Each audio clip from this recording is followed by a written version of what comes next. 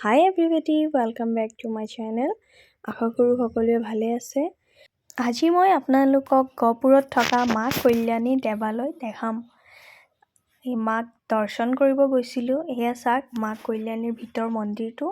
এয়াই মা কল্যাণী, সকলোৰে কল্যাণ কৰে আৰু ইয়াত এইটো বিশ্বাস যে মা কল্যাণী তাত আপোনালোকে যি বিচাৰে তাকেই মায়ে পূৰণ কৰে।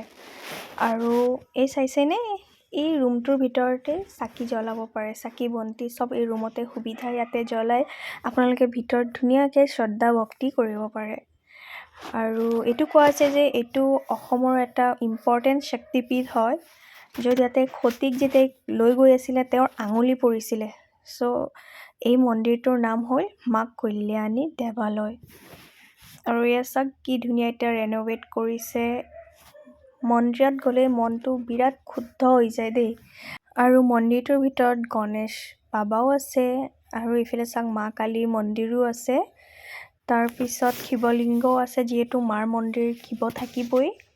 আপোনালোকে এবাৰ গৈ চাব, মন্দিৰটোত বিৰাট ভাল লাগে।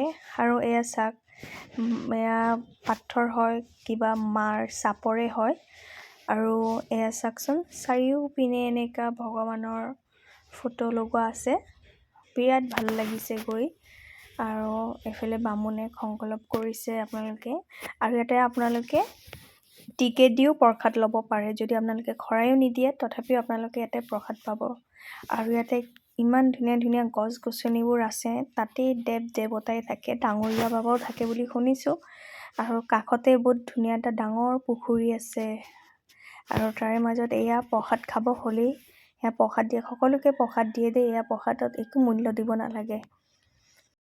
এয়া পেনিউচাও তাতে গৈ বিৰাট ফূৰ্তি পাইছে। আৰু এয়া চাওক দেউতাকৰ লগত ফুৰি আছে। আশা কৰোঁ আপোনালোকে ভিডিঅ'টো চাই ভাল পাইছে। ধন্যবাদ।